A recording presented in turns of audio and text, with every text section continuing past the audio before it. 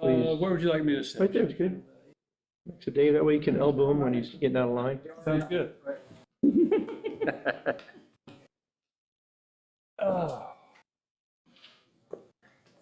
Keep me in line.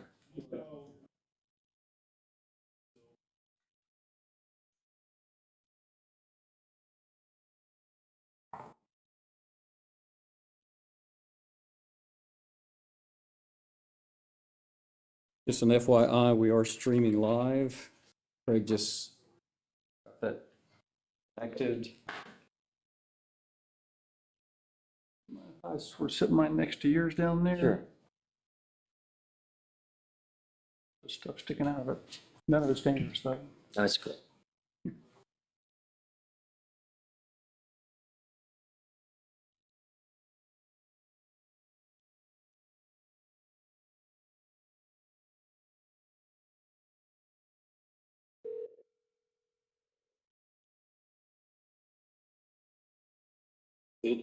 Hey, Bill, this is David. We've got you on. Hello. On the table, conference table. Sorry about that, man. You're going to just hang on and And we want to go to this back. present when we come to you? Yes, sir, I'll be here waiting. Okay, very good. Thanks, Bill. Lives here, so I Yeah. think leaving it here would probably be a little bit more convenient.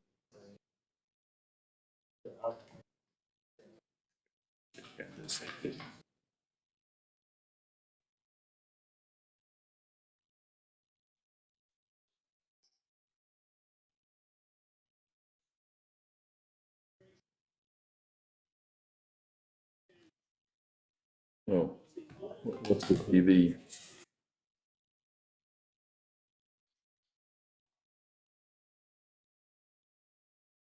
Is that just to boost them around before we start the meeting? Or? Thank you very much for that uplifting picture. Wow. Yeah, wow.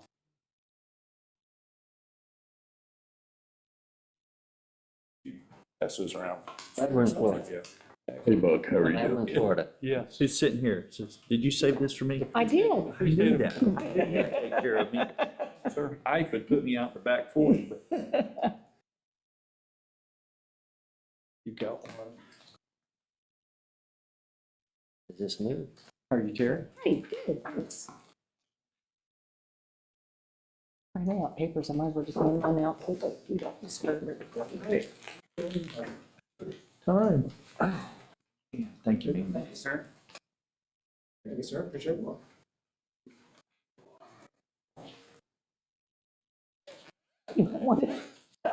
Is I that? don't think I have enough, it's just, it's for budget. Forest management plan. Yeah.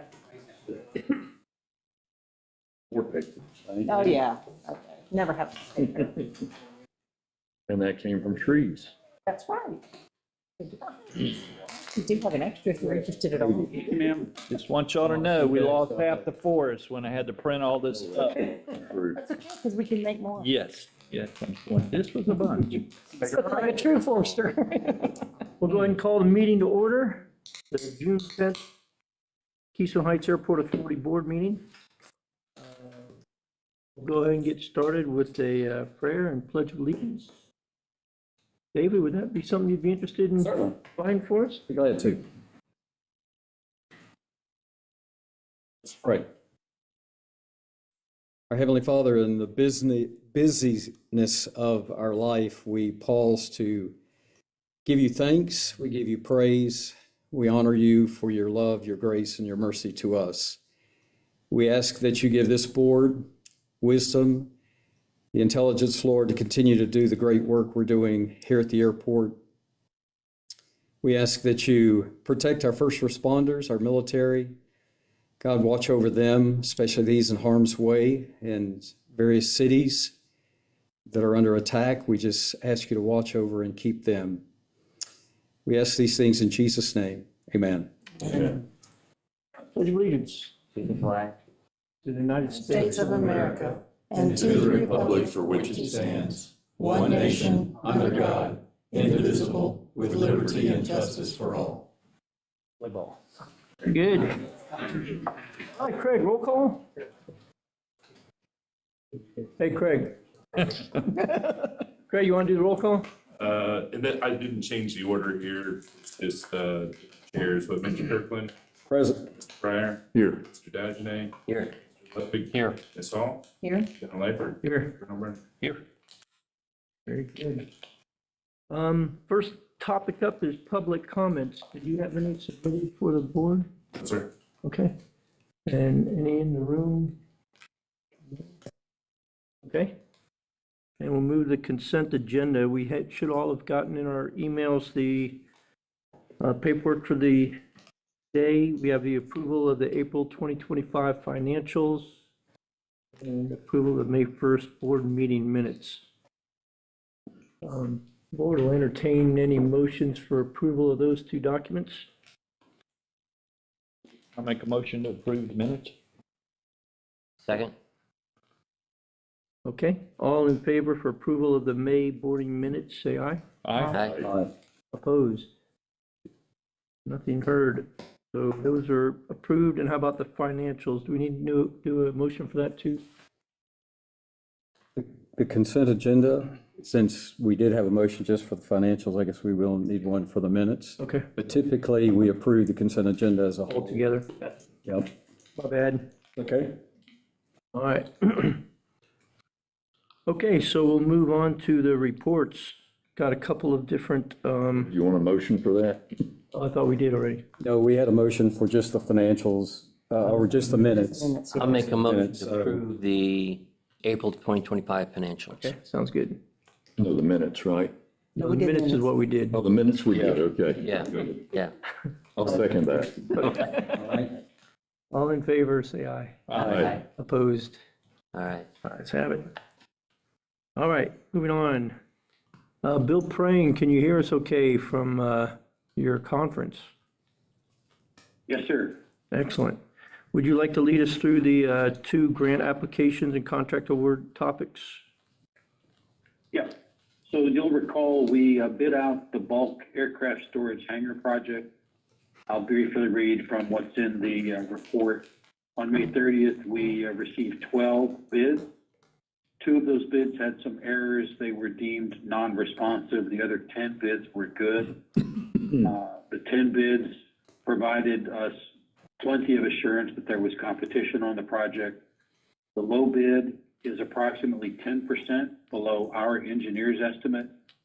And in terms of that low bid, we've evaluated that contractor. We believe they can perform the work. And it's our recommendation to award a contract to them. I'd like to review the funding plan. Since the inception of the project, we knew we'd be relying on a combination of FAA and FDOT funding.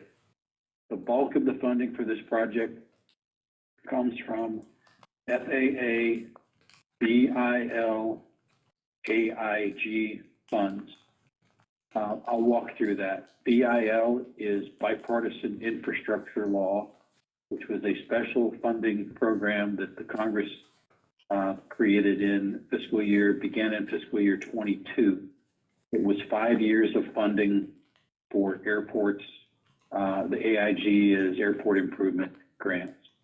So from the Bipartisan Infrastructure Law, the airport has already received 4 years of funding, fiscal year 22, 23, 24, and the current year 25. Those dollar amounts so far for 4 years total $585,000 available. The amount available in each year was different, but generally it was around $140,000 to $150,000 per year.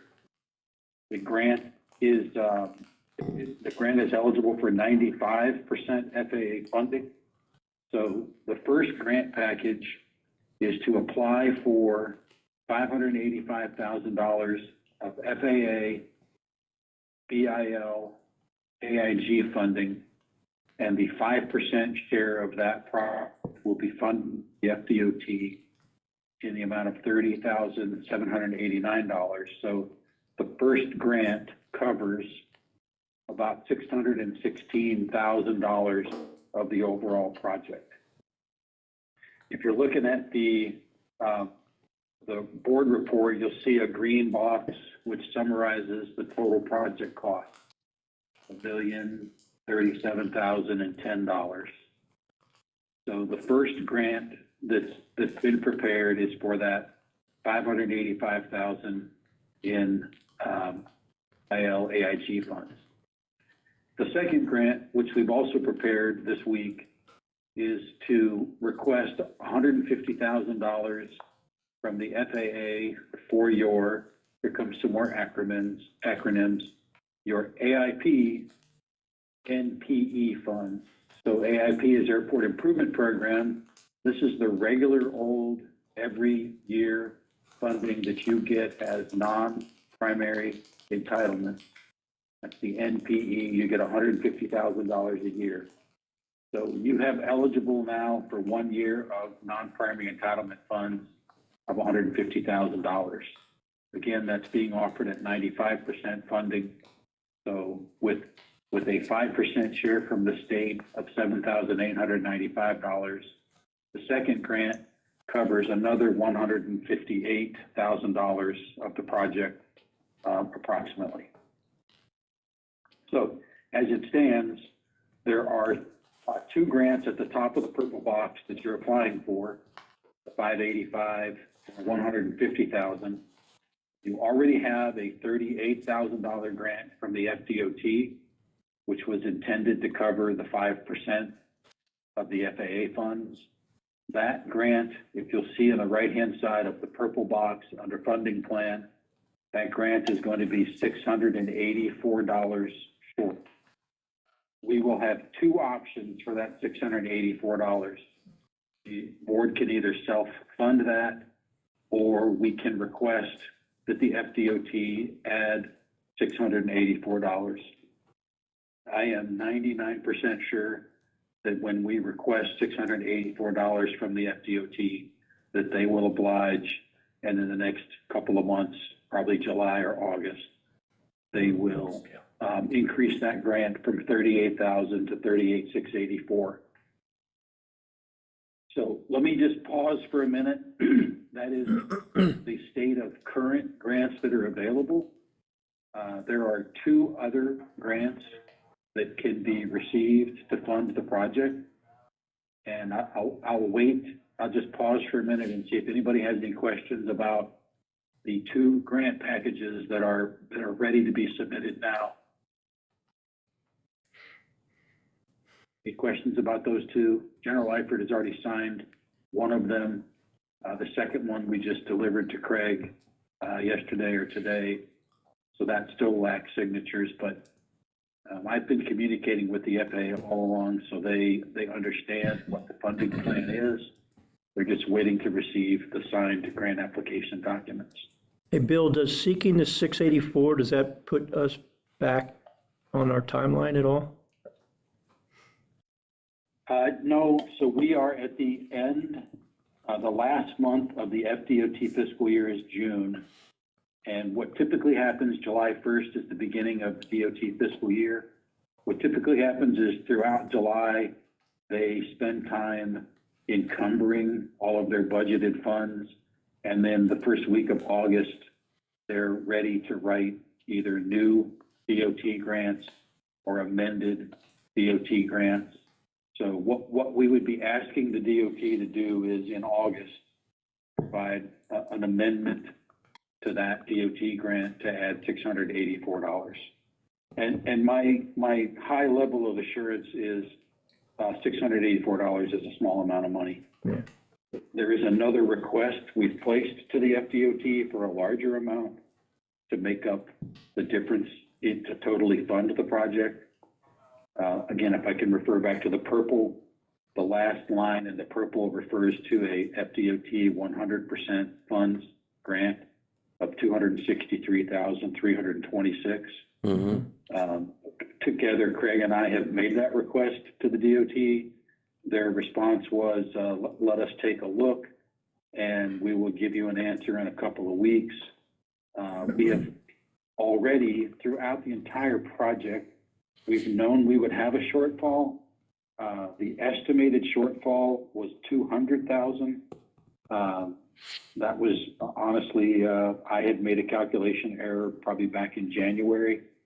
So, but the DOT this is not new to the DOT that we're requesting 263, because since the project began, we've been telling them we're going to need about $200,000, and they've consistently said, we might be able to do that. Let's wait till you have real bids and actual dollar figures to make the formal request. So we did make a formal request via email for 263, 326, but that's just a requested funds. It's not guaranteed.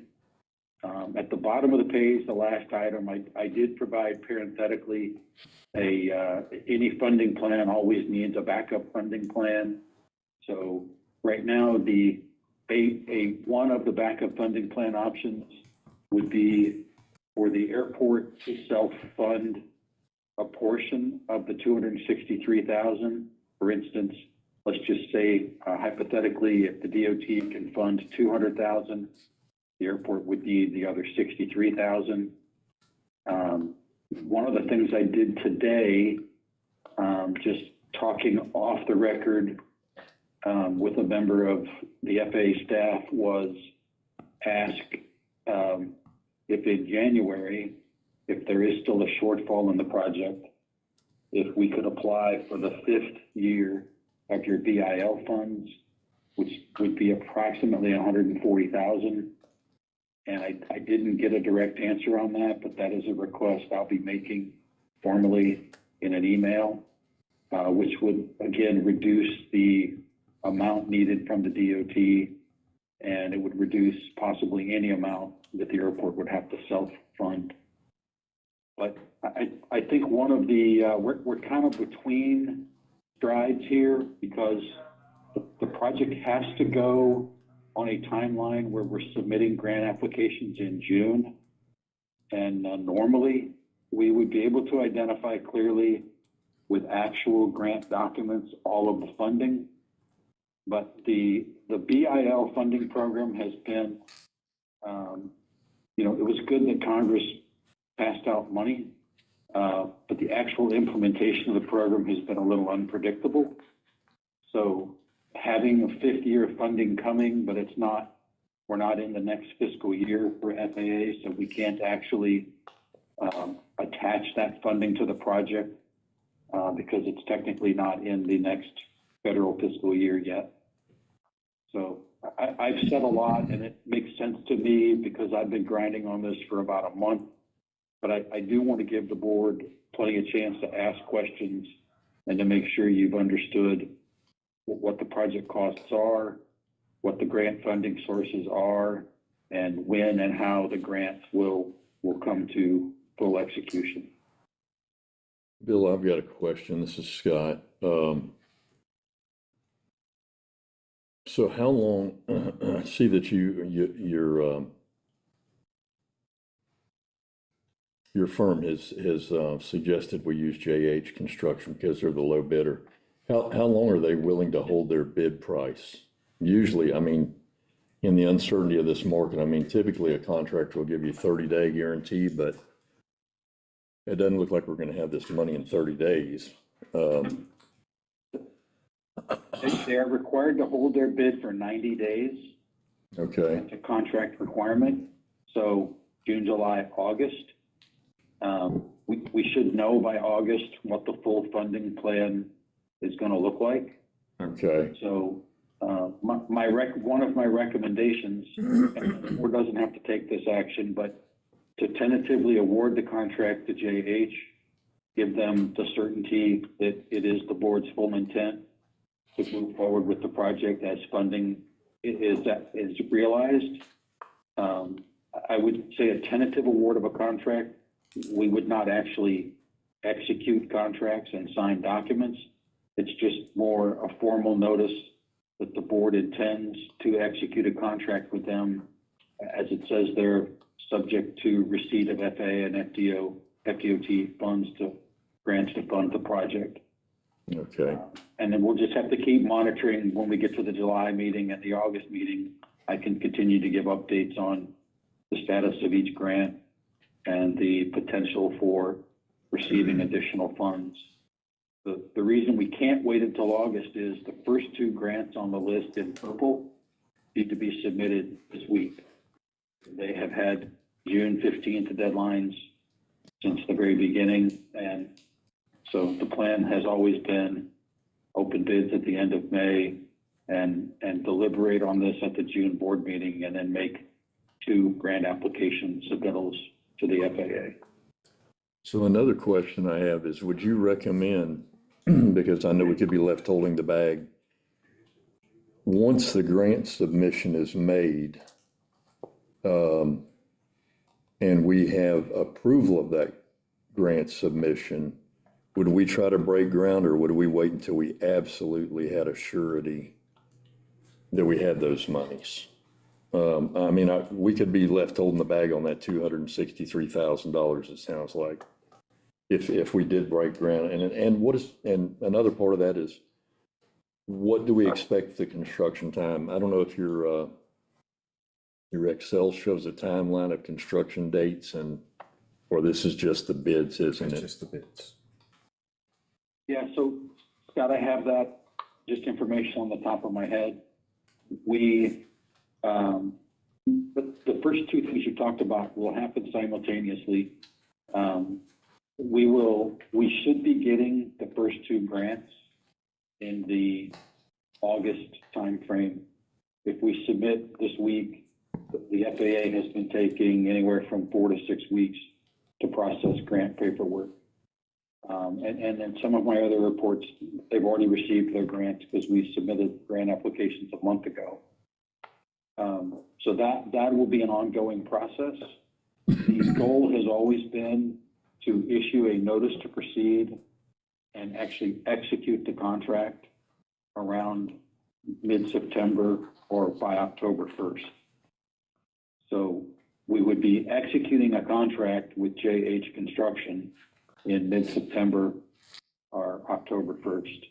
The trigger for that is it's kind of based on the federal fiscal year. Whatever grants the FAA is going to issue this year have to be issued by September, because their fiscal year expires on September 30th. They have to have completed their grants before the end of the month. And they don't typically take till the September 30th. They like to close their books a couple of weeks before the end of the fiscal year.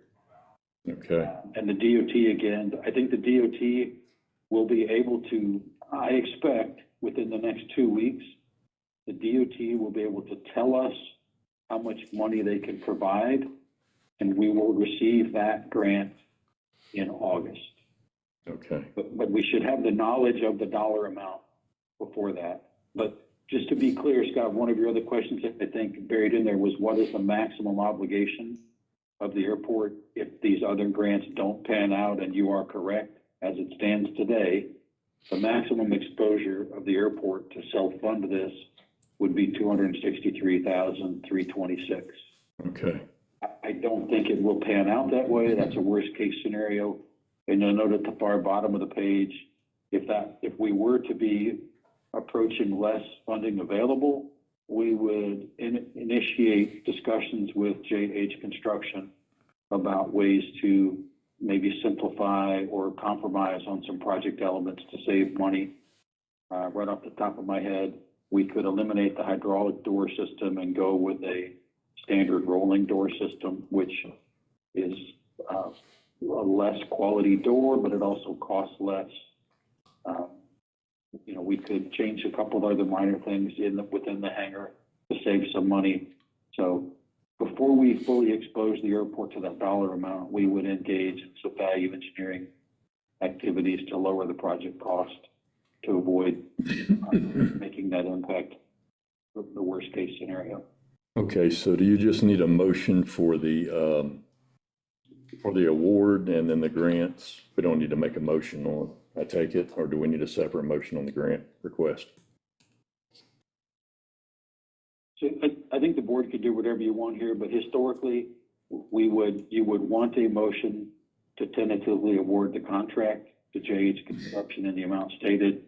And historically, the board has just concurred with submittal of grant applications, and then you take a full vote when you receive the grant, because it's at that point that you're actually accepting the funds and obligating yourself to the grant assurances.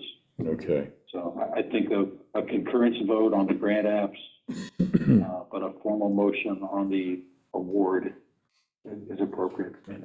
Yeah. But I'll continue to answer questions if anybody has them.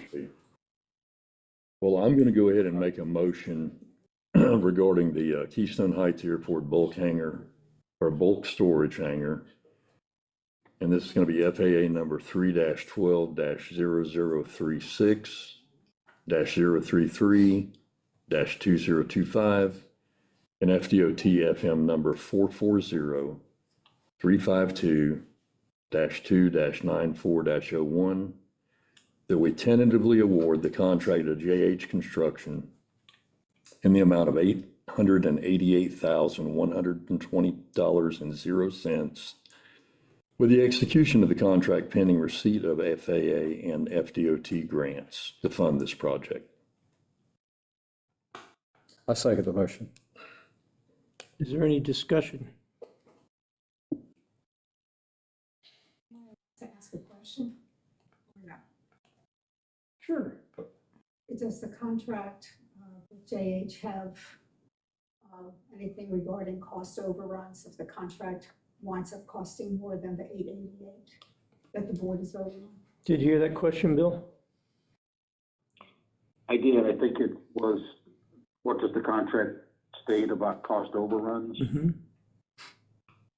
The contract is a standard construction contract, similar to others the airport has entered into. If the contractor encounters conditions on the project that are different than are shown on our design drawings, or if for some reason the airport institutes a self-motivated change, then the contractor is allowed to submit a change order request. And AECOM would help the airport manager evaluate whether the costs are justified and reasonable, and any change order would come back to the board for approval before it's executed.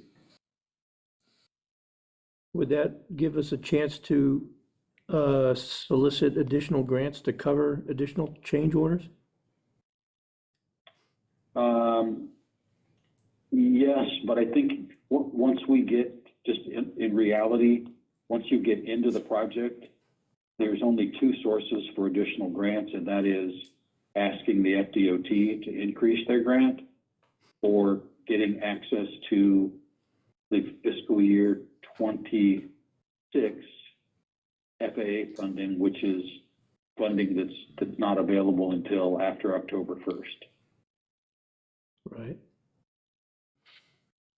I think typically we can say that most of our contractors over the years have been able to hit on target. I know there's force majeures in the contract and that sort of thing, but for the most part, they've always been able to come in and work with us. And sometimes, like you say, we may have to omit something like the hydro swing door or something like that, but that would even be extreme, wouldn't you agree, Bill? I mean, I don't know of any change orders that were really big. Nope. That would be unusual. Okay, I made a motion. Was there a second or? Yeah, Second. you already seconded. Any other discussion? Okay. We'll take a vote. Ayes in favor of the motion as submitted, Aye. Aye. and nays. Nothing heard. Motion passes. Bill, anything else on that topic before we move to the fuel trucks? No, sir, nothing else on that topic. Okay. All right. So Craig? on fuel trucks, Craig assembled a package on the fuel trucks. I reviewed the package, and I also helped Craig review the bids he's got. I think he prepared a detailed description of that. It might be appropriate to just turn to Craig and let him do the rest of this, because I think he has a better handle on the details of the fire truck than I do. Yep, I have reviewed the package. Anything, Fuel truck. So we're getting a fire truck now? Sorry. Fuel- No, sorry. You're getting a fuel truck. Do you want to run the fire truck, Buck, or You can I don't want drive it? me, you don't want me, I don't go under Let 100. Bobby do that, he's got experience. Greg, is there, is the fuel truck? The horn. I didn't see that in the package that was sent to us. The fuel truck bid. Information. I put together the bids in a little spreadsheet in the packet, It's in the spreadsheet? Okay. the cost of the trucks. It just doesn't, and I'm like him, I don't see a lot of details or whatever. It's just like twin hose like we've got, single point, 5,000 gallon diesel truck. Yep. Okay. So it'd be very similar to the one we've got now, although we'll own it. So, Yeah, the really only big differences was the difference between the stainless steel tank option and the, what was the other one? Aluminum. Aluminum. yeah. Craig recommends that we go ahead and spring for the stainless steel tank, Yeah. given the value of its longevity. And otherwise, the things were similar, the bids were similar, and they had the things that we looked for most with the radios. There's a couple other safety features. I can't remember them off the top of my head. What were the other, you had like 3 big things that you were looking for on them. Well, I don't know that they're safety related, but an aviation radio pre-installed, a way to return fuel samples from the truck to Yeah, the that was truck. it. Right. Another item I can't think of. What's it- Oh, a rear backup camera. So all trucks have the identical configurations for the prices. shown. Right. They just didn't present them in an identical way, and that's why I didn't want to send out both bids. You would have been confused as to how I got to the numbers I got, but as Bill said, he reviewed and agreed with my assessment. Bill, anything to add to that? No, I think this is a good outcome. I know there was some concern that the project might have been underfunded based on bidding of other fuel trucks at other airports. But I think Craig did a really good job of describing the truck specifications, and adding the aluminum tank as a bid alternate, I think was useful. And I agree, it's definitely worth $1,300 of your own funds to get a better quality stainless steel tank for the truck. And Skymark makes a good truck, so I think you'll be satisfied with the truck. Is there a DOT grant number associated with this? I just didn't see it on the printout. It's in the package. I'm just looking at that page, Craig, that shows Westmore and Skymark, but I guess we could add it later, but I'll have to go grab it if you need it. I think we're okay without it. Okay, so what we would be doing is DOT is going to give us 300,000, the way I understand it, and then we have to come up with the extra 1,300. Is it just Skymark? Is it Skymark Industries, Skymark LLC, or I don't know. Skymark's good enough. I think so. Okay. Okay, I'll make a motion that we purchase or award the purchase of this 5,000 gallon jet tanker to Skymark, with the airport paying $1,300 and the DOT paying the $300,000 as spec'd out by Mr. Craig Kuhn. Second. Okay, we have a motion and a second. Any other discussion? Sorry, I thought I was going to need it for the DOT number. For the record, the FDOT number is 445983-1. Could you repeat it one more time? 445983-1. Got it. Okay, so I'll amend my motion to include that number, the DOT number. Second that again. Okay, any other discussion? Okay, all in favor? Aye. Aye. Opposed? The ayes have it. And that's through the 2 things I have on the agenda for you, Bill. Is there anything else we're missing? No, sir, I would like to say thanks for allowing me to attend remotely, and I will just stand by on mute in case I'm needed for something else. Okay. Sounds good. Craig, anything else for those two topics? Hey, Bill, while you're there, or Craig may be able to update us. Any update on the gate on the new airport road, the status, or Craig, do you want to handle that, or? No, I'd let him, he's in charge of that. Yeah. So I'm going to be out on Friday to do an inspection of that. I've been talking to the contractor this week. I would say they're 95% complete. But they have gone about as far as they can go until Clay Electric runs power to the site. So everything is wired, the fence is installed, the gate operator, the gate pedestal is all installed. They've got the gate in disengaged from the chain in free span mode. It's chained shut with a padlock. And when Clay Electric gets power run, they can set the meter. Electrician will come back and make final connections, and then we'll actually be able to run it and test it and, test all the functionality. I think I might need Craig's help here, but he's been working the Clay Electric easement requirement. Yeah, David's going to talk about that. Easement is, okay, so. Dave, you may as well talk about it now. We had it for. Easement is nice. I'm sorry, Bill, I interrupted you. I was thinking David was going to speak to the easement topic later, but since we're on it now, it's just as well with you here too. We can go through it. Dave, you want to talk about the easement? So Craig had made contact with Cody West, who is with CHW. CHW was the engineering firm for Bradford County that designed the road. So we were thinking that we could access maybe some survey data from that engineering firm for that road. It is an 80-foot wide right-of-way, so the proposed power line that Clay Electric is going to put in, and they require an easement 15 feet on each side of the center line of that power line, that we could get a description from that data to put on the easement that Clay Electric is requiring that we sign. So we've made that request. I don't think we've heard anything back from Cody on that. Charlie Van Sant, city manager, and Jamie, their consultant that they have on staff for engineering, had also looked at it. And so we're just in a holding pattern, waiting to see if we can get that survey data. If we can't, then we're going to have to hire a surveyor to actually survey it.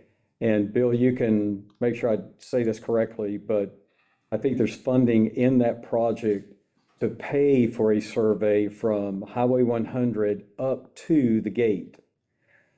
My recommendation, though, being a 42-year employee with Clay Electric and knowing how they do power lines and the fact that we've had two potential prospective tenants talk about having a campus in that area, we need to have power come all the way down the access road to the airfield. So in addition, we would need potentially to pay, if we can't get this other survey data, we would have to pay out of pocket, the airport would have to pay out of pocket to a surveyor from the gate to the airfield, if we have to do that. So like I say, we're waiting right now for a response from CHW, and if that falls through, then we'll have to pursue a private surveyor. Would we just have to pay for the survey, or would there be additional costs? No, just the survey. They'll pay for all the lines coming all the way down to where you want to end it or terminate it. Clay will? Yes. Okay. The city attorney, just a little background. So Clay Electric put an easement together, but they used a parcel description, which actually was all of the Bradford County part of the airport. It was a section township range type deal. Actually, we have a former real estate agent for Clay Electric and did all that kind of stuff. Frank Host with us. So the city attorney looked at that and said it's too broad, want something more specific. So that's why we're reverting back to trying to get that survey data for the new access road from that engineering firm.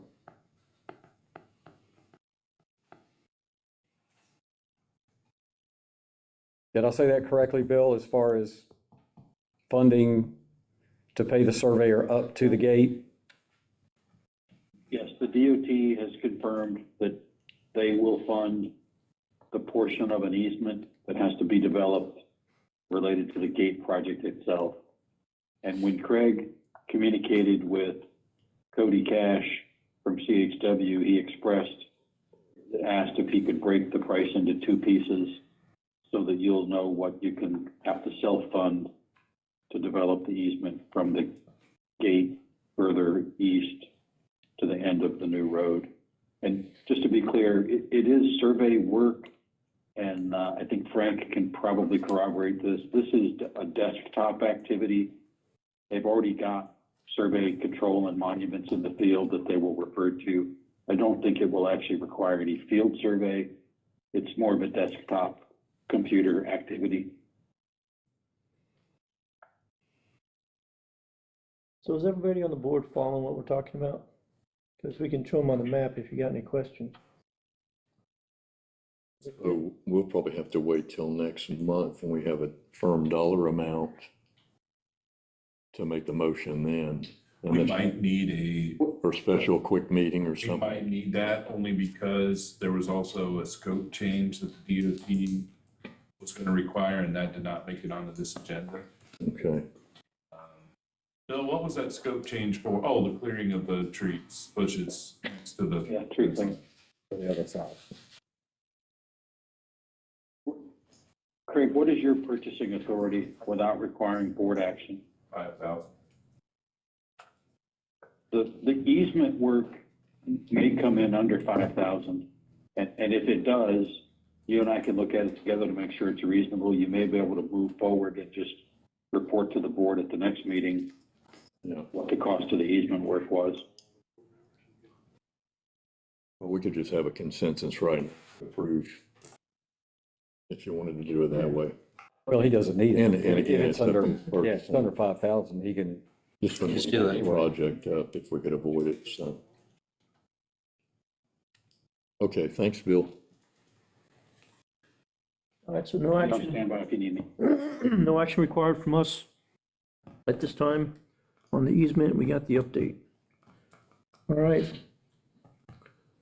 Anything else before we move on to the next topic? All right. Jim Taylor, our airport attorney, is going to catch us up on the status of negotiations and interactions with the firm concerning the removal of the track from the runway protection zone. Go ahead, Jim. Yes, sir. To go back a short distance, shortly before the board's May meeting, firm through its counsel had expressed to the airport an expectation that the airport would pay for the cost that firm incurs to reconfigure its affected track so as to eliminate the encroachment of the track into the runway protection zone and to bring it back wholly within the leasehold boundary. And in its discussion of that request at the May meeting, the board ultimately voted to solicit an additional opinion as to whether the airport has any legal responsibility to pay for that cost. I had advised the board of my opinion that there is no legal liability for the airport to be responsible for that cost as opposed to firm paying it. Since that May meeting, Ed Booth, who is a longtime aviation attorney in Jacksonville, very good credentials. I know Ed to be an excellent lawyer he agreed to review the matter and provide the board with his opinion, which of course, as you all know, he has done. I think everybody has seen his opinion letter. In short, Ed's opinion is also that there's not a basis for the airport to be held legally responsible for payment of those track reconfiguration costs. And so having that second or additional opinion in hand, it might be appropriate for the board to consider making a formal response one way or the other to firm in response to that request. In addition, as I think you all also know, much more recently, as of Friday evening, a new law firm, representing firm, made its appearance and emailed to Craig several things. One was a demand letter formalizing the request or demand that the airport pay for the track reconfiguration cost. The second letter was essentially a response disagreeing with Mr. Booth's opinion. And thirdly was a copy of a Part 16 administrative complaint with exhibits, which firm's counsel had, it appears to be contemporaneously with sending it to Craig, sent it to FAA. If you'd like me to briefly address those three items, I will. Please. The demand letter encompasses three separate items. One is the demand itself, that the airport commit to pay for the cost for the reconfiguration of the track. Secondly, there is a request or demand that given that firm sees this as a potential litigation matter, since they filed an administrative complaint with FAA, I would say it's not potential, it's actual. In either event, putting the airport on notice that given that situation, they have an expectation that the airport, and this would apply to board members too, would preserve all evidence that could be relevant to the dispute. And in this situation, that would involve principally, if not entirely, documentary evidence, which includes, as I think you all know, such forms of communication as email and text messages and those sorts of things. So it's a demand that we preserve all of that evidence and do nothing to destroy it, dispose of it, delete it. And so to the extent of that request or demand, we certainly would do that in the ordinary course, I believe, but we need to be especially careful not to engage in any kind of activity that would involve destruction of evidence that might be relevant to the lawsuit or the dispute. And then thirdly, as is also typical of letters one received from opposing counsel at the outset of litigation, they have asked us for insurance information. There's a Florida statute that allows a claimant to ask for and be provided certain information regarding insurance that the defendant, which would be us in this situation under the administrative complaint, insurance which the defendant may have available to it that might provide coverage for the sort of relief that the plaintiff or complainant seeks in the dispute. And Craig has provided me the two current policies that the airport has, which might conceivably offer some coverage in this situation, which I need to evaluate. I haven't had the chance to do that, but I will. And if either or both of them do conceivably provide some basis for coverage as it concerns the claims that firm has now made in the administrative complaint, then we will provide that information to firm's attorneys and certainly seriously consider filing a claim with the insurance company. which is not to say the insurance company would agree there's coverage, but at least to notify them of the claim so they can evaluate coverage. So that concerns the demand letter. So that claim would only be if we went to court? Pardon me? Would that claim only apply if we went to court?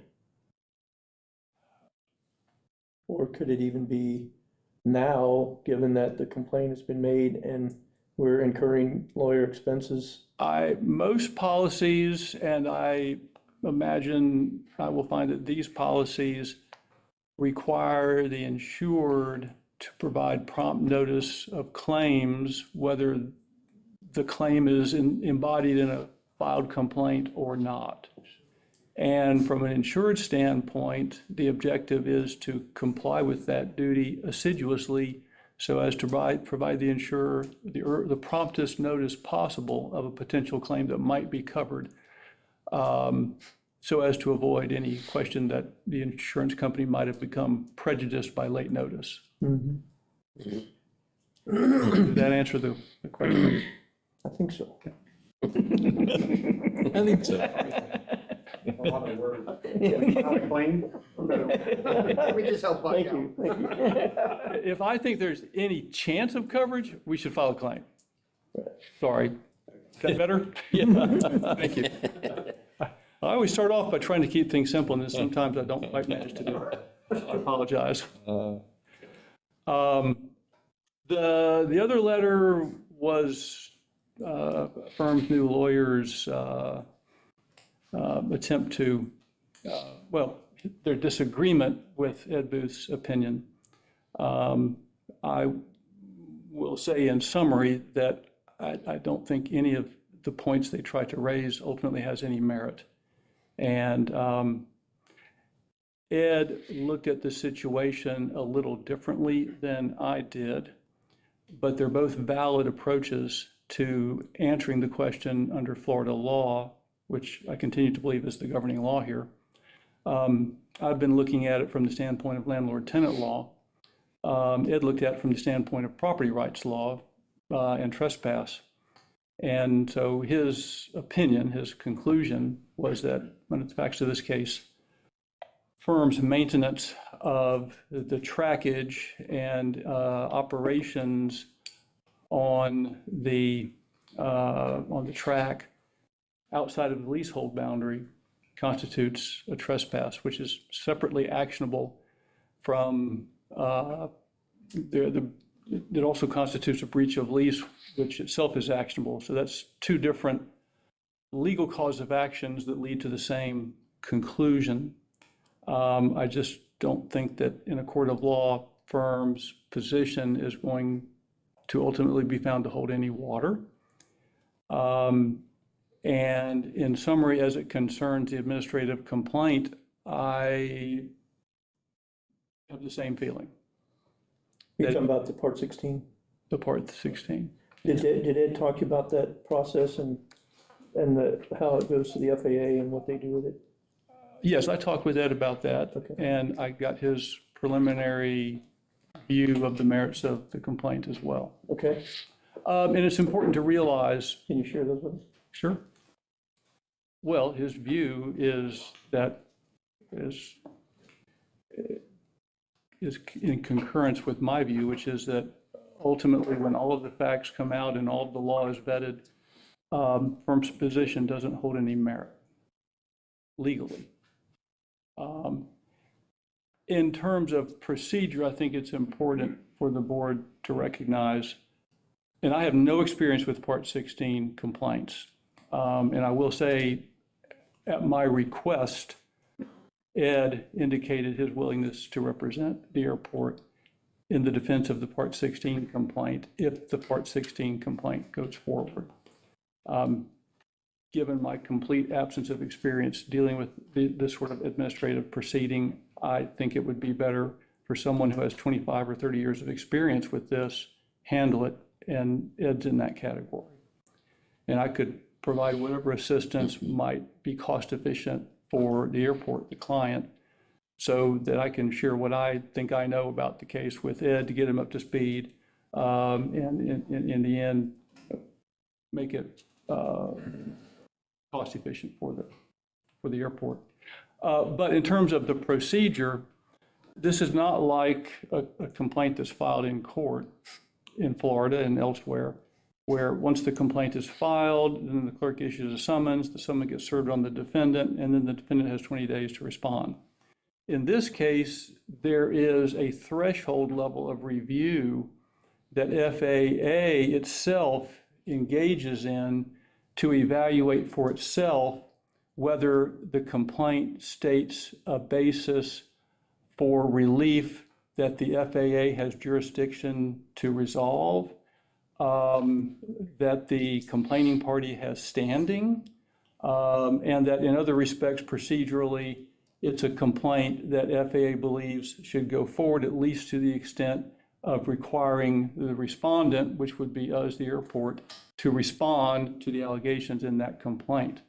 So the mere filing of the complaint with FAA doesn't start any time frame running for the airport to be required to do anything. The FAA will review it. We don't know how long that will take. It could be days, it could be longer. But once the FAA makes that determination, if their determination is that it should not go forward, they will simply dismiss it, and the airport will have had to do nothing. If instead they feel like there's enough there that they want to hear more, so to speak, they will give us that notice, and at that point in time, that will start a 20-day period of time within which we have to respond to the allegations in the complaint. So at this point in time, we have no obligation to take any action, and it's uncertain at this point whether we will be required to do that, but we'll get notice of that from FAA one way or the other. I suppose for now that concludes my report. I've got a question. So the FAA is not a judiciary or judicial body. Would that be a fair statement? It's not. It's not a member of the judicial branch of the federal government. It's a member of the executive branch. So with that said, is it possible, because it looked like, and it is kind of hard to read when we're laymen, you're an attorney, you read it and it's clear to you, or as clear as mud, but is it possible if they were to get involvement of the FAA and the FAA made some sort of standing and they came to a dead end, would the FAA referred into a judicial district, and then could they also go, I assume if they take us into litigation, will it be in Bradford because that's where the offenses occurred? Or will it be in a Clay County court because that's where our offices are based? Do you know that amount or any of that? The most likely proper venue will be Bradford County because that's where firm's Operation is located, and that's where the breach of lease and the trespass occurred. Okay. Because that part of the land where the track is located is in Bradford County, has always been my understanding. So not being sure how to put this, is it possible that we could end up in court in two different locations? One because of the FAA complaint and one because their operation is in Bradford County, or would it be consolidated if the FAA did push? Would it be pushed into the one court case? Good question, or set of questions. The administrative complaint that's now with FAA, if it goes forward, FAA will make a decision one way or the other on the various forms of relief that firm seeks as set forth in the complaint. It's either going to award some relief and make some orders adverse to the airport, or it's going to find that the complaint is without merit and dismiss it. It's not going to go from the FAA to some other court. Okay. That is, FAA doesn't have that capacity, the jurisdiction, to shift it to the judiciary system. But in a very real sense, one answer to your question is yes. Might we be in a situation where we are essentially litigating in two separate forms? And yes, those two forms being the FAA under an administrative proceeding and the circuit court in Bradford County for a lease dispute. Jim, now, even though the FAA is part of the executive branch under them, would it still be correct to say that the FAA has their own judicial Agenda? process? Well, They have the power to adjudicate disputes that are within their jurisdictional competence, and that's part of what Yeah. their threshold evaluation of this Part 16 complaint will involve. Mm-hmm. Are the various forms of relief that, and there's quite a few forms of relief that firms' lawyers are requesting. And if you want to see what they are, you can look at page 30 of that complaint. What part of their threshold evaluation will be, are these requests for relief something that we even have the jurisdiction to rule upon? Mm-hmm. And it could be that just focusing on the pure jurisdictional issue, FAA might decide, well, we can address these, but these are beyond our jurisdictional competence. For example, and I have to caveat this again by saying, I've not been involved in a proceeding like this before, but the thought that FAA would adjudicate a question of whether the airport has violated the Florida government and the Sunshine Law, well, it at least struck it as being a real stretch for jurisdiction. That's just an example. So yes, the FAA has what ordinary folks would consider some adjudicatory authority for adjudicating through these administrative proceedings the matters that it has been given the competence, the capacity to consider and to rule upon. Now, is that clear as mud too? so the only thing maybe the FAA can do is if they rule against us, the only punishment we can receive is they would withhold grant assurances. They can't do any criminal prosecution or award monies or anything like that to them, or can they? Scott, I will have to say, Or is this where you refer to I would Ed be Booth? guessing if I answered that Okay. question, and I don't want to guess wrong. Okay. Well, I can tell you, the FAA can levy civil fines for violations of aviation rule, That's what I thought.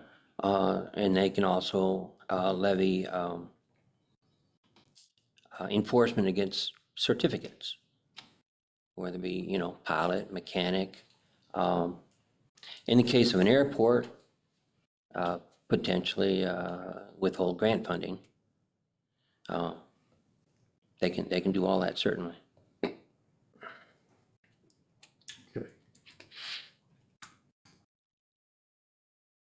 So at this point, is it just hurry up and wait? I mean, is the ball in their court as far as making their move? They've already done it with the filing. The ball is in FAA's court to conduct their threshold evaluation. In that aspect, but as far as the lease over there, it would be up to the firm to go and file with Bradford County Court System or whatever circuit this is. And that hasn't occurred, but that'll be up to them. That'll be up to them, and at some point it will be up to the airport. Okay. Greg, did FAA respond to your email sending them this information? I was cautioned by, frankly, I don't remember if it was Bill, you or Ed Booth or both of you, that FAA has all of the knowledge it needs within house to make these evaluations, and they're not really looking for anybody else to try to suggest things to them or comment, and that our best course of action is probably to let FAA do its threshold analysis and see what happens. Yep. Absolutely. I did state that. Ed may also have stated that. I didn't talk to him separately, but that was my advice, was they don't need us on that particular topic to provide them with any input.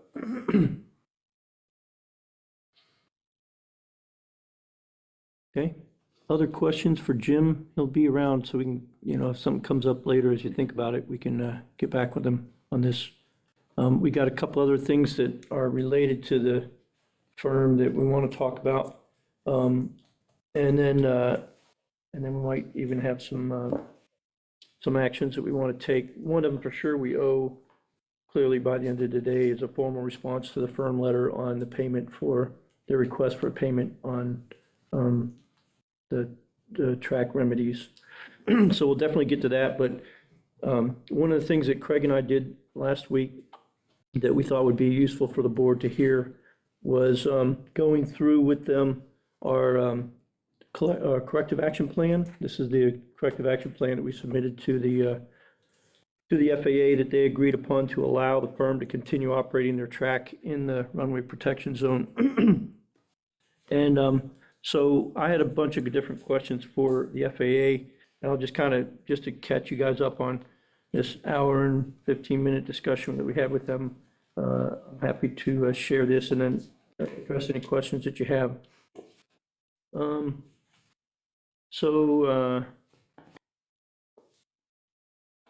As you may recall, the major things that the three really major things that the FAA identified in their January 24 appraisal or audit was the intrusion in the runway protection zone, the land use change for non-aeronautical activity that was apparently never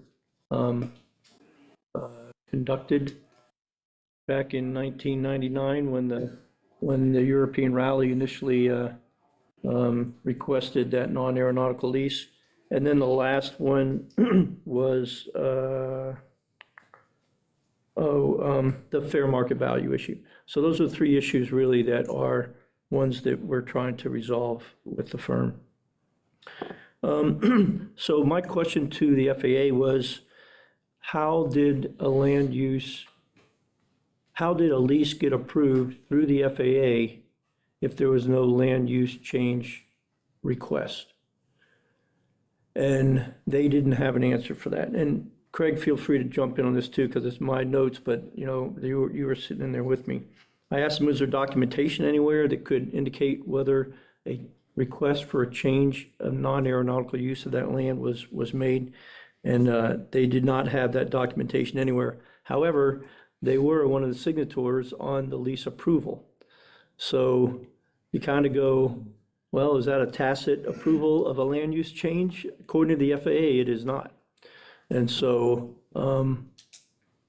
take that for what it's worth, but that does explain, or at least helps me to understand how did we get here, which was, approval of a non-aeronautical use of a significant portion of the airport property without proper land use change approval receipt from FAA.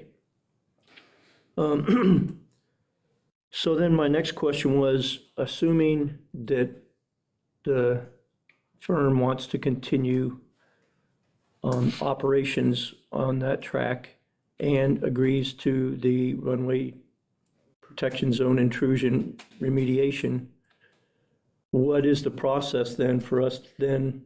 Because if I'm in firm shoes, I'm wondering, okay, if I go ahead and get this track fixed, now I still got to request a land change approval.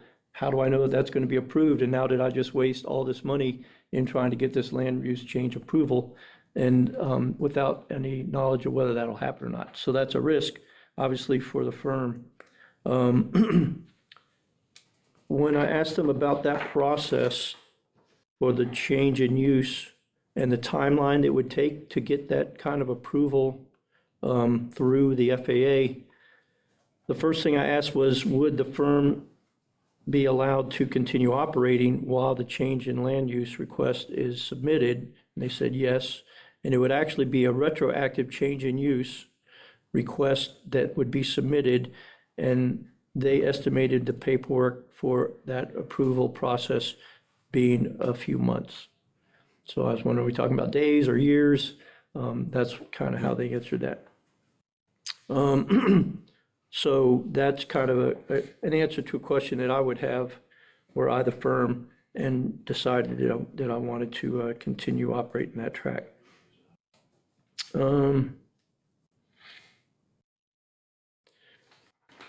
So then we talked about The other one obviously being the fair market value. We have as one of our corrective action plan deadlines is for us to submit a request to get the appraisal reaccomplished using the proper procedures that the FAA is looking for, which apparently did not happen on the first appraisal that we got. So we have a deadline of the 25th of June to submit for the new appraisal. We've been in contact with the appraiser Albright, Stephen Albright, and he has promised, in fact, as of today, that by the end of June, he would have that appraisal completed, and he will try his absolute best to get it done by the 25th, which is a date that we initially had on our corrective action plan. In Craig's defense, he wasn't working this because the FAA had given him the impression in previous meetings that there's no point in even requesting this until the firm agrees to remove themselves from the RPZ. So we didn't pursue the appraisal change. In this subsequent meeting that we had with them last week, they were insisting on having the appraisal change, and why didn't we get it? And it was kind of irritating, frankly, for them to kind of have flip-flopped on that. So, but we're recovering, we got a hold of the guy, and we're aggressively getting him to give us that appraisal. We don't think it's going to be significantly different. Would you agree, Craig? It's hard to say it. Yeah, he has a hard time finding comps for this area because it's comparative value of property, given that there's really no light industrial commercial use in demand in this area. And so it's hard to make that comparison to something that might be happening in Tampa or Lake City or Jacksonville, where we just don't have the same comparison. So he's going to do his best and try to get that done. So we will have that for sure by the end of the month.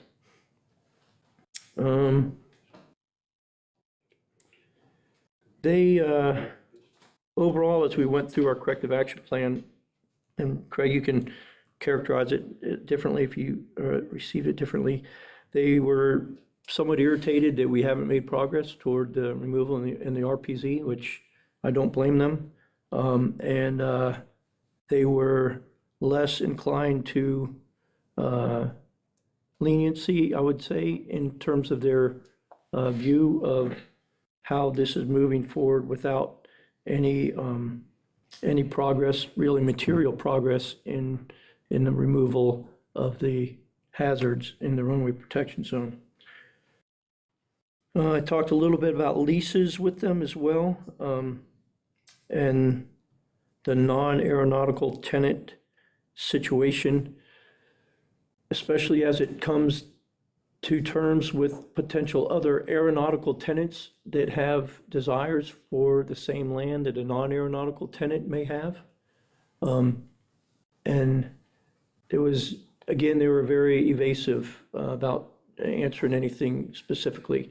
The term that they used in more than once was an aeronautical tenant should get reasonable access to runway environments and immediate, I guess you'd call beachfront property on an airport, immediate access to the runways.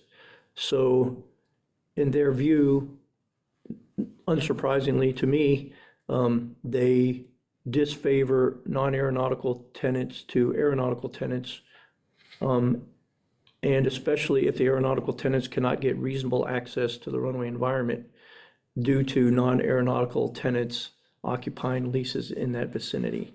So that was an area that, again, I felt like we owe full transparency with a non-aeronautical tenant who is leasing such a significant portion of our property, and also portions of our property that are in prime locations for aeronautical use, that down the road, if something, who knows how many years down the road, with a 15-year lease extension from the firm to 2039, if somewhere in that 15-year period an aeronautical use ends up coming in, does that mean that their lease is terminated? Is it attenuated? Is it, I don't know, and we're still trying to get, and I've been trying to get with our lawyer to determine what are the left and right limits of the airport authority to adjust a lease of a non-aeronautical user if an aeronautical user were to come in and have interest in the same property. And again, it goes back to that reasonable access, and getting a clear definition from the FAA, I'm pretty sure is going to be pretty near impossible.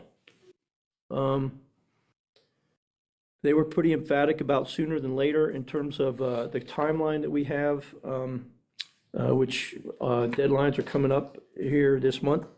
A couple of key ones.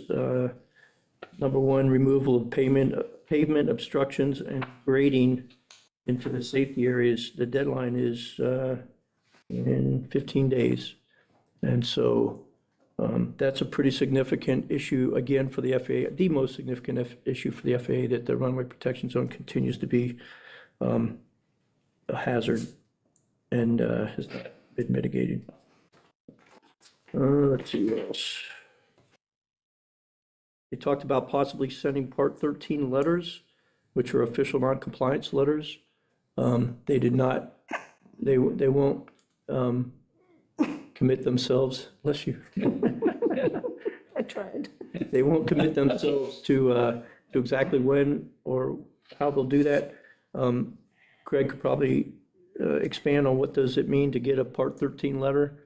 Essentially, it's where they start doing a more thorough investigation of the property with potential non-compliance punishments, I guess. Yeah. I can comment on that as well.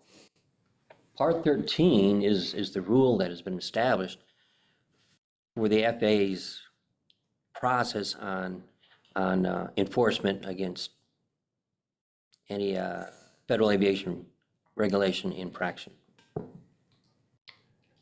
So that's their guidance, their process of enforcement against anything that does not comply with aviation rules. And this meeting, I think we would characterize as more serious or severe than previous meetings. They had their lawyer present. They would not let Mr. Prang be a part of the meeting. They had probably 5 or 6 representatives of different divisions and that kind of thing. Anything else on the Part 13 letters? Okay. They mentioned for the fair market value imposition on the non-aeronautical user, that the FAA reserves the right to charge the fair market value in arrears up to 6.5 years.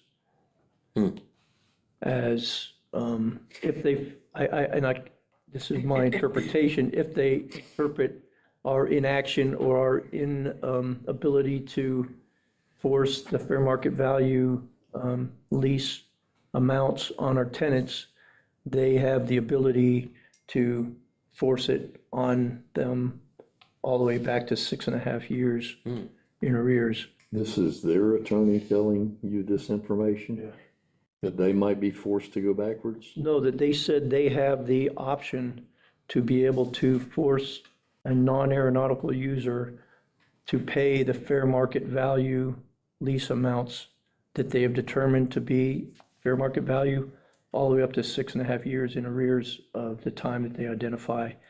Now, how you do that and determine what 6.5 years, how that fair market value would have been different 6 years ago versus what it would be today, I don't know. Might subtract the CPI, but I'm still having a hard time understanding their attorney that's representing them. No. The FAA. The Oh, FAA, the FAA, that's what I'm confused by. Why would they divulge? This is all, No. this is all my discussions with the Okay. FAA. I'm sorry. The FAA had their attorney in the meeting. Gotcha. The FAA has attorneys too. I misunderstood. Yeah, my bad. All right. The other thing that they mentioned on multiple occasions is a subordination clause. And what that has to do with is anytime, maybe you can help me with it. I don't know if Jim or Craig can say it more clearly, but It's the, go ahead. allow me, please. Please. It's Save me, Jim. it's the It's on a subordination, lifeline. it's the subordination of the lease to the requirements of FAA. What it means is whatever the lease terms may otherwise be, FAA rules and regulations will govern over any lease terms. Take precedence. And any FAA rules or requirements are automatically considered a part of the lease essentially. Even if it's not written in the lease. Correct. Exactly. So that gives them power to enforce lease provisions that they deem appropriate that weren't necessarily in the lease that you agreed upon with your tenant. And if I may add, to have such a subordination clause in a lease, and there are multiple subordination provisions in the 1999 lease, one of which is expressly referred to as subordination. But to have a lease which is subordinated to some extrinsic authority or document is notice to the parties to that lease, the landlord and the tenant, that you better acquaint yourself with what that extrinsic governing authority is, because you're signing a lease that is subject to it. Right. Fair enough. All right. So I'll just go down the corrective action plan that we had written and submitted in order to get them their access to the track for these past 3 months, kind of summarize where we are on it. So we did the NOTAM filing in the 30-day increments. That was completed early on. The second one was a 7460 submittal. If required by FAA to temporarily redesignate runway 1129 as A1 small, that was accomplished. And to the benefit of the firm so that they could continue operations in the RPZ. Pardon me. The next one was a 7460-1 submittal, an interim land use change request, which we have not submitted because the FAA said they didn't want to see that until the RPZ infractions were remediated. So that has not been done. It was supposed to be done, we had written it in our corrective action plan to be done by the 25th of May, but it has not been accomplished yet. Next one was a 7460 submittal describing track reconfiguration, layout, and setbacks. That was the responsibility of the tenant and us. And the remarks, tenant will complete all track redesign tasks and submit a new track layout for board consideration. That's the JB Pro proposal that we talked about at the last meeting, that they want us to pay for before it can move forward. So that's kind of stuck in limbo right now until we decide whether or not that's something we are willing to pay for. The next thing was the construction of track modifications was supposed to start the end of May and be completed by the 25th of June. None of that has commenced. The new appraisal completed in accordance with the appraisal standards we just talked about. We should have by the end of the month, if not by the 25th. And then the other one was the removal of pavement obstructions and grading back to original in the safety areas, and that is supposed to be done by the 25th of June. At this point, I've seen no progress toward that or effort being made on the part of the firm. The next one is the 7460-1 submitted to revert runway 1129 category back to the B2, which would be done, in theory, if the construction were done on time, would be done by the 25th of July. And then the new amended lease with 5-year escalation plan from current rent value to FMV would have been accomplished in August if it were done, but. They're not gonna let us wait till August to address the fair market value issue, I'm pretty sure. Oh, yeah, that's another good point. And I'll mention it a little bit. Not only were they not interested in the escalation clauses that we talked about before, that's when they even brought up that they could look 6 years in arrears and start charging fair market value.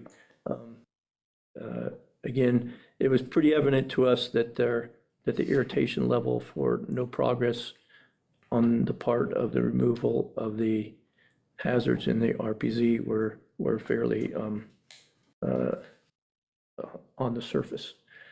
Okay, what I miss on our FAA meetings? Dave, you got some other things, FAA research that you've done that you might think? I do. I'd like to share with everybody here. You've seen on the table paper that's labeled Airport Compliance Manual, and this is FAA Order 5190.6. And what I like to share with everybody is, when the FAA sent a letter to the airport February last year, I think it was, this is one of the documents they referenced in their letter.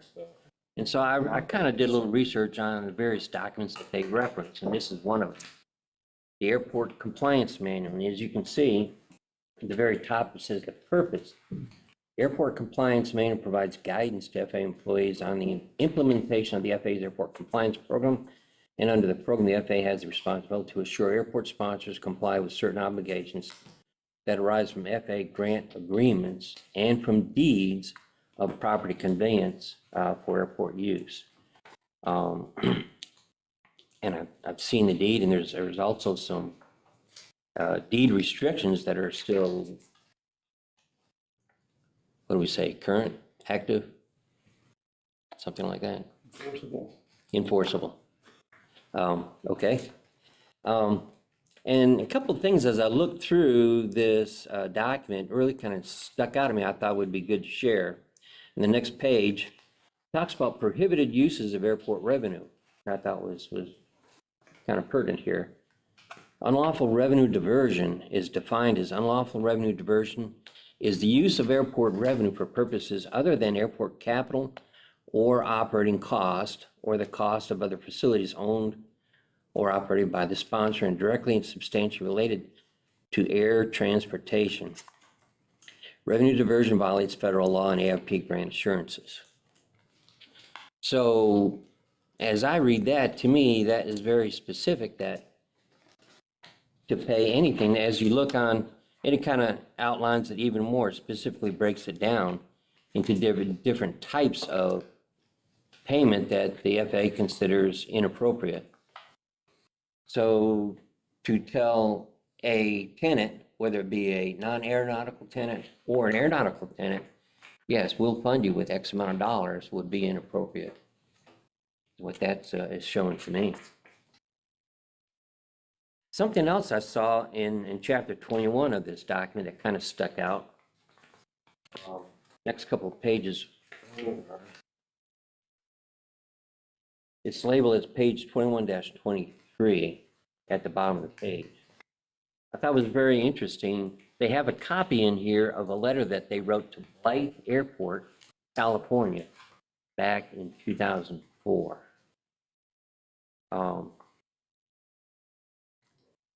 So this is a letter that they wrote to the airport in response to an inspection they did at this particular airport.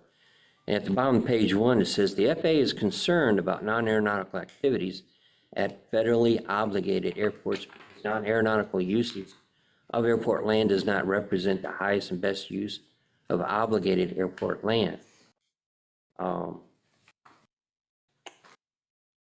And so throughout this letter, the FAA is telling the airport that basically there's way too much non-aeronautical use on the airport. At the bottom of page 2 of the letter, it says, we are aware that many of the non-aeronautical activities at Blythe have been there for many years. This long-term use may have given a mistaken impression that these non-aeronautical activities have become a permitted use of obligated airport land. However, the federal obligations established in the conveyance deed and grant assurances requiring aeronautical uses of the airport have never been waived. I thought that was kind of interesting. And then on pages 3 and 4 of the letter, the FAA is directing them to establish a corrective action plan.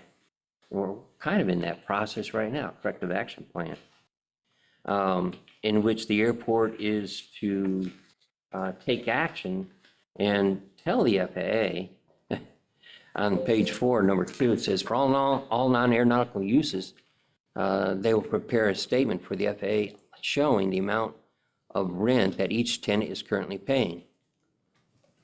Number 3 says, if non-aeronautical uses are to remain at the airport, the county will explain why each must be located at the airport. And then number 4 says, if non-aeronautical users are paying no rent or below market value rent, the county will immediately impose a rent obligation on these tenants based on a fair market value assessment of the property. Keystone Heights Airport is a federally obligated airport. And in the way that it was conveyed to the city, is forever a federally obligated airport. And the other thing that kind of stuck out here is at the bottom of their letter, it said in closing, be advised that Section 722 of the public law, as part of the Secretary's annual report to Congress, the inclusion of a detailed statement listing airports that the FAA believes are not in compliance with grant assurances or other requirements with respect to airport land use. And if the county chooses not to take suitable corrective action and the non-conforming conditions continue, the FAA may initiate action to enforce the grant agreements. We do not want to be on that report that goes to Congress. Anyway, those are some things that kind of jumped out at me. I thought would be kind of relevant to share from that airport compliance. Thanks for doing that research. Any questions or discussion? I see that what you're just referring to was back in March of 2004, so it seems like that's well established. Right. That's 21 years of. Yeah. Also see that it says, and I know you were just trying to summarize, but it's something I didn't realize. It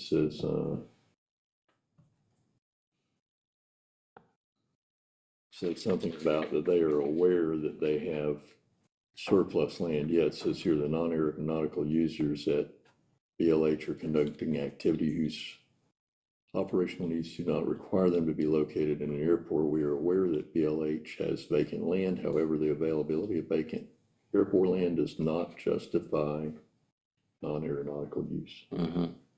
We have a lot of vacant land. Mm-hmm. So, with the information that we've kind of looked at and seen, I think it'd be appropriate to make a motion that we asked Jim Taylor, our attorney, to submit notice to firm that the date of the corrective action plan, June 25, is a hard date that the hazards must be removed. And I think the FAA is really looking at that.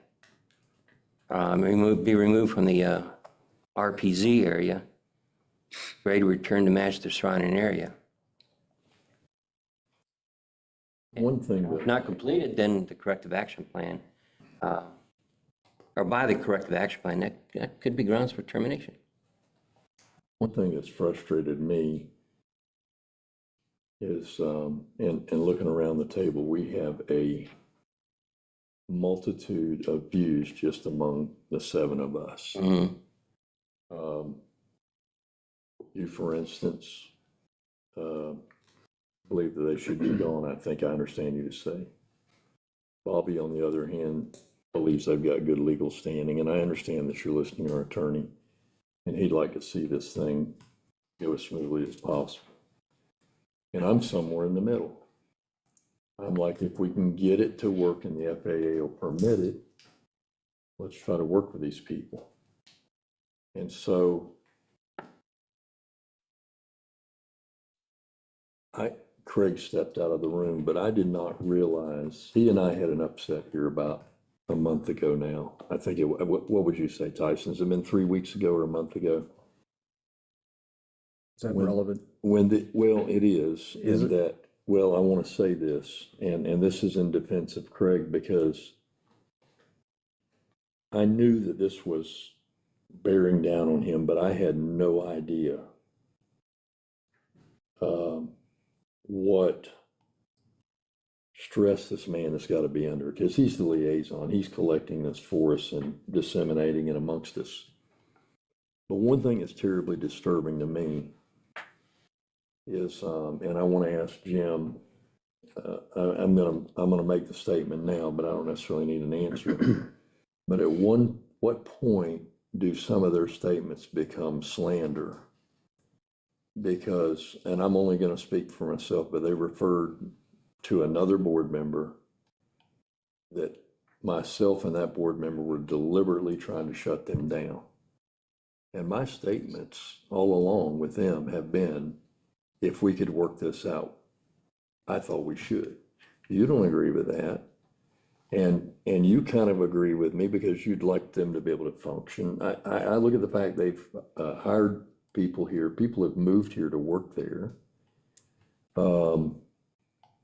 Buck thought, and Buck and I had, and I apologize to you. I apologize to you, Bobby. I let my emotions get the best of me. Sometimes I do.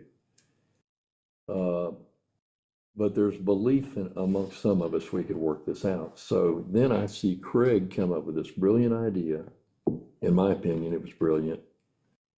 I don't want to call it a loophole, but he figured out he could reclassify that runway as, what was it, a Class B aircraft, but no Class A or something along those lines.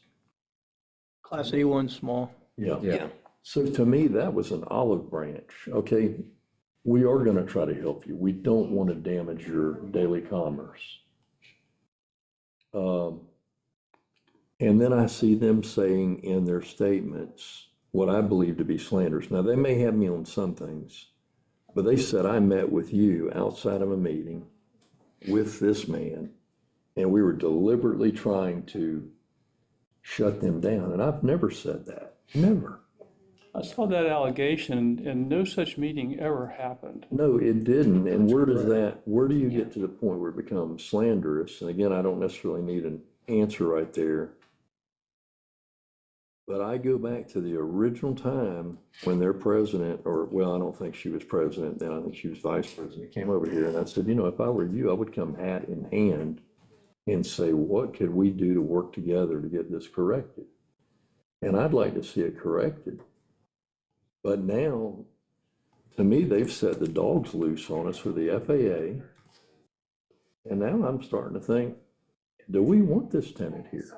And this is just my opinion. I mean, I have so many thoughts going through my head. I don't know how to proceed other than let the legal recourse.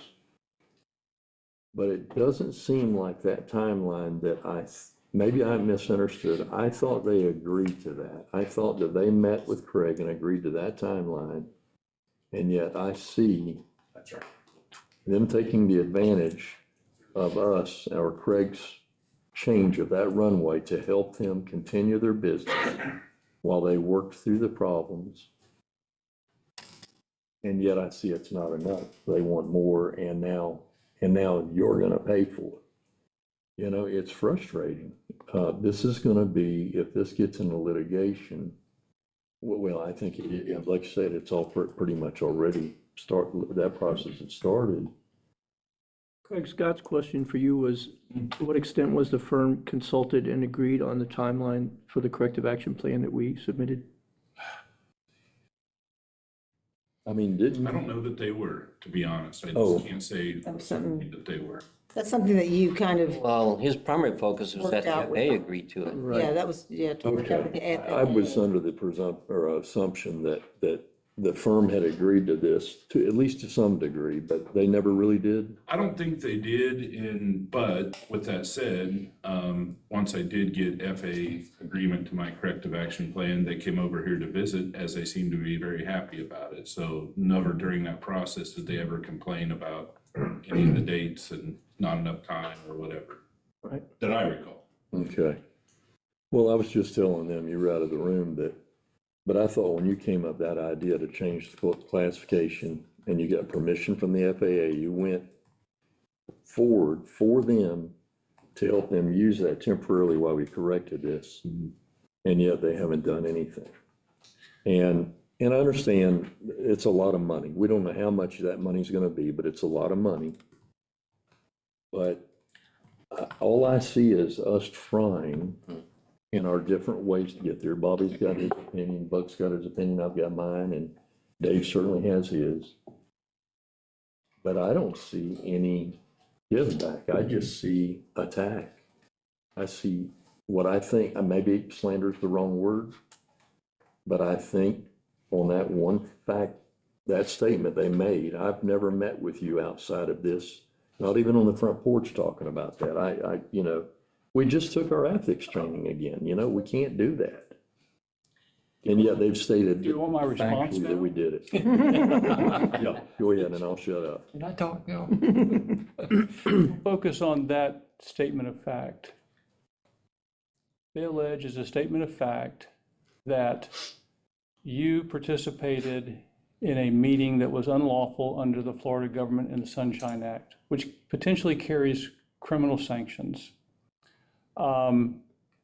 If, as you and I and David all know is the case, if that's not true, it is defamatory.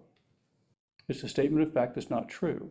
It's not a statement of opinion by any stretch of the imagination. It's a statement of a fact that a meeting occurred that was a violation of the Government of the Sunshine Law.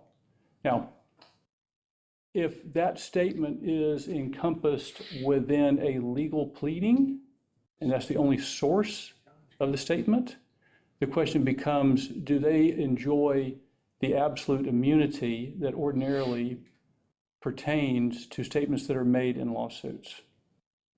That would have to be evaluated. I haven't evaluated that issue in a long, long, long time. But without regard to the defense, a statement of fact that's untrue is the gateway for an actionable defamation.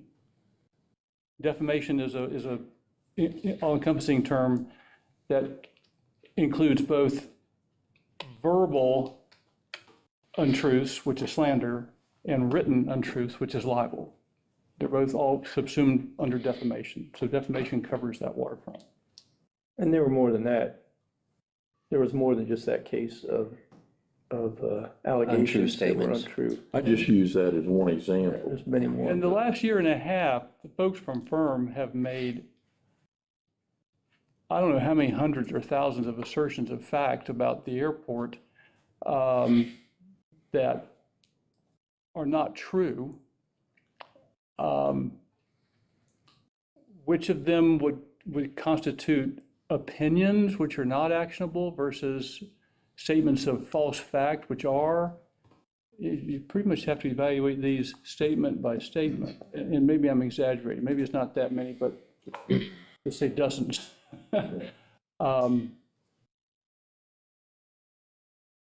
You know, I made The a question motion a is moment that- ago, but I need to revise that motion. Actually, can I just ask a question first? I think there's two things that we need to discuss. Two things, right. One of them is our response to their letter That's the one requesting thing, that we pay for the JB Pro assessment.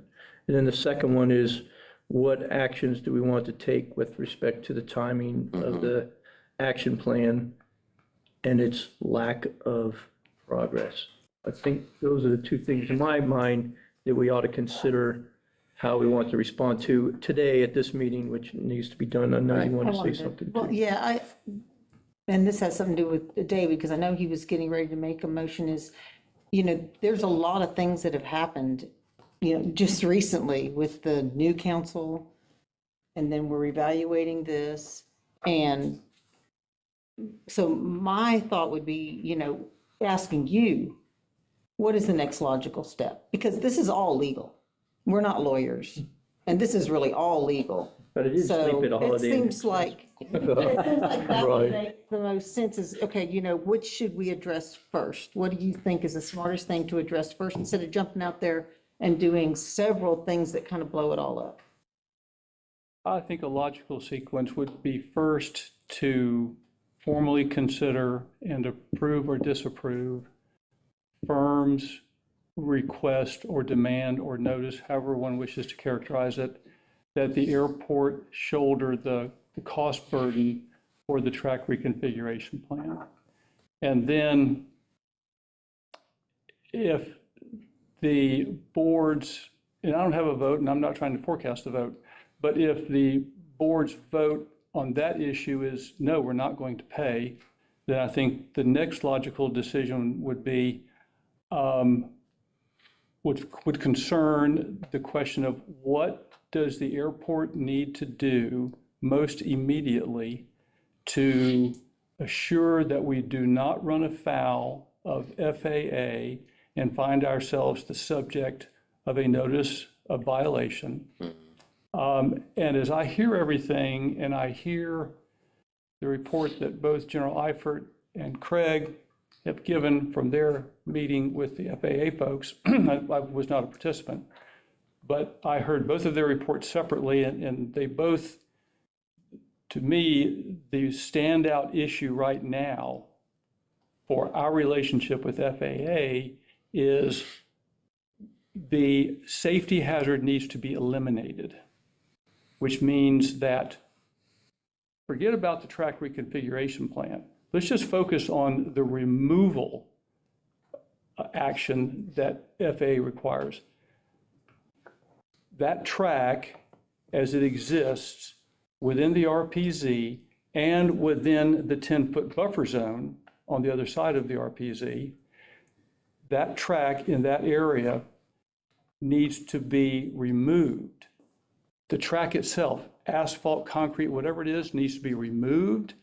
The guardrails and any other Embankment? well, everything that's man-made out there needs to be removed, including the embankment, and the ground needs to be returned to grade. That's, to me, the top priority for the airport. And it's all about satisfying our responsibilities to FAA and to this airport and its safe operation. And that's the motion I made a moment ago. Yeah.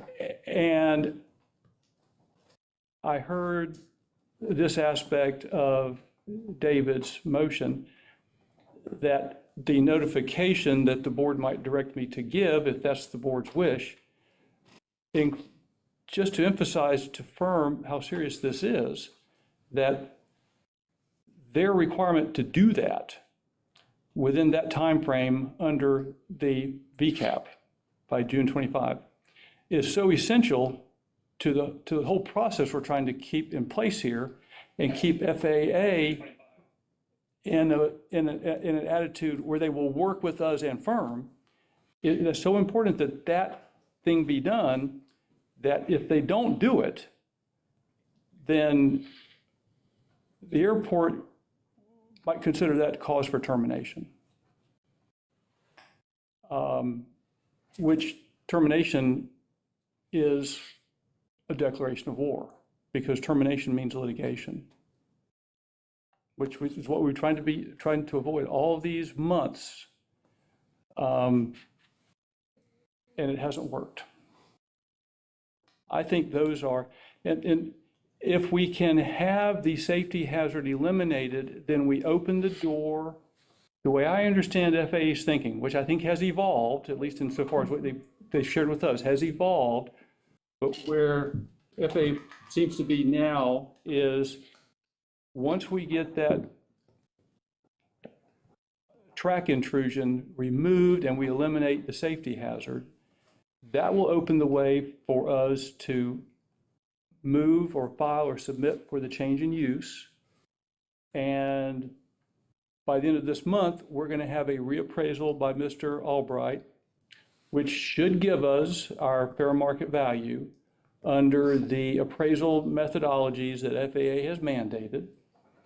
So we can quickly move to bring that lease up to fair market value. But I think the starting point for right now is if we took these one step at a time, make the decision on the funding request, and then make a decision about what is the next step in the VCAP moving forward, the Voluntary Corrective Action Plan moving forward. And to me, we have to eliminate the safety hazard, and we have to show FAA that we're taking that seriously, because it sounds to me like they're not quite convinced we are. And so it's got to be done.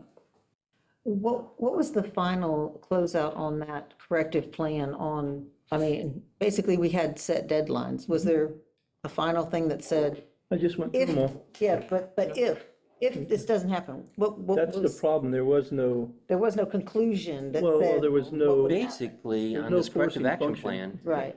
is if everything is done, then the airport would submit a request for consideration of change in use.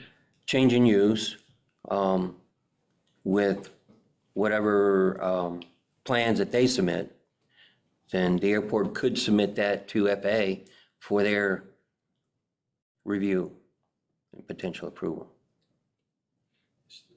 But that doesn't guarantee they'll approve it. Since we're all kind of putting out our opinions here and all, and figure I'd like to have my opportunity. Yeah, that's what we're, I think this is a good opportunity for all of us to do this. And just to kind of give it again, another perspective from my point of view, that I don't know if everybody is seeing it this way or not. With this latest submittal of their formal complaint to the FAA, some of the exhibits that they included with that were also some of the same exhibits that were included in the FOIA information that I have been talking about that was, emailed to all of us back in January, as well as City Council. When you listen to the things that we're talking about in here, it can sound really bad. It can sound like, yeah, we have a tenant that's just not doing what they're supposed to be doing, and they're just a bad tenant, and this, that, and the other. But when you look at that, and that's just all talk. When you look at the actual factual information, that FOIA information and the items that they are providing, and you look and see some of the activity that was going on and the communications that were taking place prior to them even having any knowledge. They don't know what's going on. They come over, they assume a lease in 2012, and they're just clicking along, business as usual, not knowing anything's wrong. The airport authority at the time, whatever board members were here at the time, they're loving them. Hey, look at this, we'll go over and showcase this. We got dignitaries that come in town. Let's take them over there, get them a ride, let's do it. There's a lot of good things that are happening, Port authority needs something, apparently, they'd ask them, they'd knock it out, make sure it happens. As far as they're concerned from their point of view, and this is what I'm seeing, they're just business as usual, and life is great, everything's wonderful.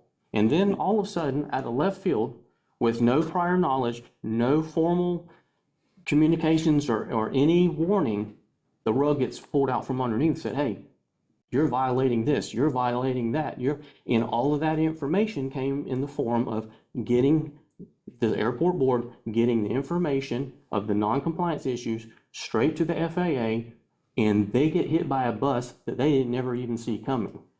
And to me, I have a problem with that. And I know Mr. Taylor has said legally, we don't have any responsibility, and apparently the other lawyer, there's no legal responsibility, we shouldn't have to. To me, that is bad business. It's not how you conduct business, not in a proper way. And that's why I'm having the hard time that I'm having with this, because, when I look back, and I would like to refer to at least one of the emails that was submitted, and again, this is not something I'm pulling out of thin air. This is something that was submitted to all of us, as well as City Council, and it dates back in August of 22. And in that email, and the email is between Mr. Taylor, our former airport manager, and Mr. Kirkland. And Mr. Taylor is advising them about the lease of the firm. So they were having discussions about their dissatisfaction of the type of lease that the firm had back in 2022. Okay? And it says in there, unfortunately, this is Mr. Taylor, unfortunately, under Florida case law, the options to renew in the European Rallies lease, which would now be the firm's, would most likely be construed as options to renew on the same terms as the original lease, including the same rent. So, and again, heading that off with unfortunately sounds like there's displeasure in the type of lease. And they know the renewal period's fixing to come up. And the way that that lease is written out is that they had 25 years to operate. And then at the end of that 25-year period, they had 2 more options to renew and go another 15 years and then another 10 years after that. I'm not a lawyer. I don't know all the legal speak. And hang on, because my mouth's getting dry. But You've heard firms' take on that. Why did you never ask me mine? Well, I would like to finish this because I don't want to get too, but that, and to me, it looks as if the way that that was written up at that time, it gave whoever the leasee was at that time to option, if they didn't want to be at this location any longer or whatever location, then they could go on and leave after that time period was up. But then it goes from unfortunately, and to me, that's like, okay, we're not happy with this lease and the way that it's set up, and it's fixing to come back up again, And that's going to be another potential 25 years to go. But then it's followed with however, and this is a little more upbeat. If the tenant is in continuing breach of one or more of the lease terms, we may be able to argue that the breach or breaches bar enforcement of the renewal options. Meaning, if there's any breaches going on, then we can bar that lease there, and we can cancel any renewal options. And I feel like that's where we are today. That because this is what we're talking about now. I don't know what he was talking about. What were you talking about? What I'm saying is barring, sounds is like now a we're factual statement. barring that lease. Okay? Whenever Mr. Ludwig wants to hear my side of that, But what I'm I'm happy saying, to provide it. in 2020, well, how many Why didn't times? they come talk to me about it? When they first saw that and they thought it was nefarious, why didn't somebody come and talk to me about it? Why didn't somebody from this airport board reach out to them and have discussions with them, say, hey, look, the terms of this lease, we're not too happy with, it's not very beneficial to the airport. Can we sit down and talk about and do some negotiations? To me, I would think that that would have been the most fair thing to do at the time. But instead, that didn't happen as far as I know. As far as the information they have provided, the airport never reached out to them. And instead, a year and 3 months later, we sit down to take a vote for an appraisal because we're being told, now you guys weren't here, some of y'all were, but there's a lot of you guys that are new that weren't here at the time. And again, I've harped on this the whole time. When we sat down to take the vote on the appraisal that we're being told is going to expire that year, we didn't know what we didn't know at the time, or at least I didn't. We were not provided a copy of that actual lease, the actual lease in full terms and what it spelled out, the whole thing. That should have been provided in our board, in our packet for that meeting. But instead, we went on the word of our leadership, and we went on the word of it as a 25-year lease set to expire. So we all voted to have a new appraisal done. After that meeting, I thought that was required by the FAA. It was. That's a requirement. okay. It wasn't our But choice. again, that information, if we would have had that full lease with all of the terms explained out into it, the actual lease that we were, voting to have, to do a new appraisal on, if we would have had that in front of us, we could have had all these discussions at that time. And I know myself But personally. that requirement's not in the lease. What? The fair market value, you mean? Or what are you saying wasn't? No, what I'm Of saying. having an appraisal done. Right, that's just an FAA requirement. That's right. But see, all that should have been discussed before we took that vote for that appraisal. No, Because the appraisal had to be done, Mr. Ludwig, because the FAA required it, because that lease was up for renewal. I don't know how many times you got to say that, but that's the fact. Then why is it written to where it's the other way? And you even spoke in one of the meetings, once we did find out after the fact, which was about 2 months later, and then that's when me and one of our former board members were starting to question and ask things, and who said, so essentially it's a 50-year lease, and you said it is what it is. This is what y'all were discussing here in 22 also, that essentially, that the terms and everything are what they are according to face law or Florida case law. So, I mean, I don't know. I'm not a legal expert, Can we but let Jim respond to what he meant by that? Yeah. David and Maria had expressed to me that they foresaw the end of the initial 25-year term on the horizon. And David was concerned that the lease no longer reflected a fair market value rent.